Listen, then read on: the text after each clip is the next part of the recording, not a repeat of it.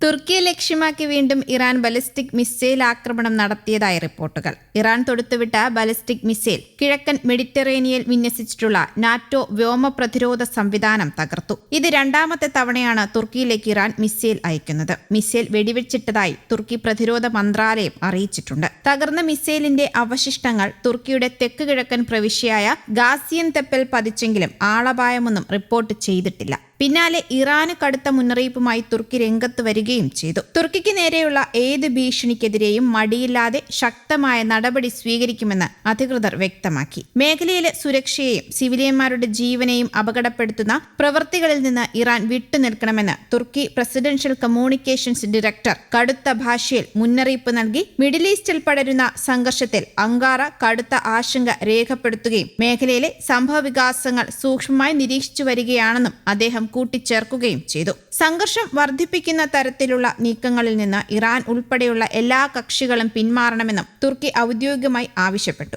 അതേസമയം തങ്ങൾ തുർക്കിയിലേക്ക് മിസൈലുകൾ അയച്ചിട്ടില്ല എന്ന മറുപടിയുമായി ഇറാനും രംഗത്തെത്തിയിട്ടുണ്ട്. ഒരാഴ്ചക്കിടെ രണ്ടാമതും തുർക്കിയെ ലക്ഷ്യമാക്കി ഇറാൻ ബാലിസ്റ്റിക് മിസൈൽ തൊടുത്തുവിട്ടതിനെ ശക്തമായി വിമർശിച്ചാണ് UAE രംഗത്തെത്തിയത്. ഔദ്യോഗിക വാർത്താ ഏജൻസി പുറത്തുവിട്ട പ്രസ്താവനയിൽ സൗഹൃദ രാഷ്ട്രമായ തുർക്കിക്ക് നേരെയുള്ള വഞ്ചനാപരമായ ആക്രമണ ശ്രമത്തെ വിദേശകാര്യ മന്ത്രാലയം അപലപിച്ചു. തുർക്കിയുടെ വ്യോമാതിർത്തിയിൽ പ്രവേശിച്ച മിസൈൽ നാറ്റോയുടെ വ്യോമ പ്രതിരോധ സംവിധാനങ്ങൾ തടയുകയും നശിപ്പിക്കുകയും ചെയ്തതായി മന്ത്രാലയം വ്യക്തമാക്കി. ഈ ശത്രുതാപരമായ നടപടി അപകടകരമായ പ്രകോപനമാണെന്നും ഒരു രാജ്യത്തിന്റെ പരമാധികാരത്തിന്മേലുള്ള നഗ്നമായ ലംഘനമാണെന്നും മന്ത്രാലയം വിശേഷിപ്പിച്ചു. ഇത് പ്രാദേശിക സുരക്ഷയ്ക്കും സമാധാനത്തിനും നേരിട്ടുള്ള ഭീഷണിയാണെന്നും UAE കൂട്ടിച്ചേർത്തു. സൗഹൃദ രാഷ്ട്രങ്ങളെ ലക്ഷ്യമിട്ടുള്ള ഇത്തരം തുടർച്ചയായ ആക്രമണങ്ങൾ എല്ലാം നിയമപരവും രാഷ്ട്രീയവുമായ തലങ്ങളിൽ അപലപിക്കപ്പെടേണ്ടതാണെന്നും UAE ഊന്നി പറഞ്ഞു. ഇത്തരം നടപടികൾ മേഖലയിലെ സംഘർഷം വർദ്ധിപ്പിക്കുക മാത്രമേയുള്ളൂവെന്നും UAE മുന്നറിയിപ്പും നൽകിയിട്ടുണ്ട്. അതേസമയം റഷ്യയും ചൈനയും ഉൾപ്പെടെ വെടിനിർത്തൽ ആവശ്യപ്പെട്ട് സമീപിച്ചുവെന്നാണ്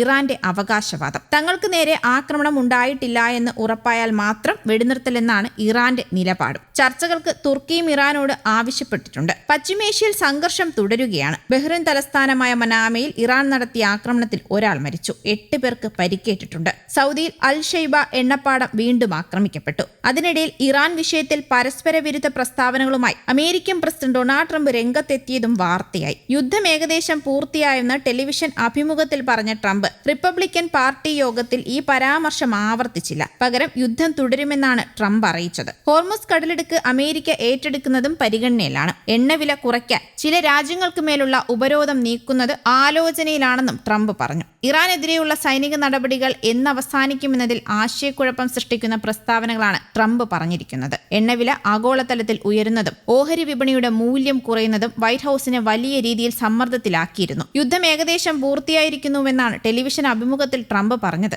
എന്നാൽ അതിവേഗത്തിൽ ഇറാന്റെ സൈനിക ശേഷി നശിപ്പിക്കാനായെന്നും മിസൈൽ ലോഞ്ചറുകൾ 90% തകർത്തെന്നുമാണ് അവകാശവാദവും. തുടർന്ന് ഏതാനും മണിക്കൂറുകൾക്കകം റിപ്പബ്ലിക്കൻ പാർട്ടിയുടെ യോഗത്തിൽ ശത്രുവിനെ പൂർണ്ണമായും പരാജയപ്പെടുത്തുന്നതുവരെ യുദ്ധം തുടരുമെന്നും അതുവരെ അമേരിക്ക പിന്മാറില്ല എന്നുമായിരുന്നു ട്രംപിന്റെ പ്രസ്താവന. News desk Kerala Kaumudi.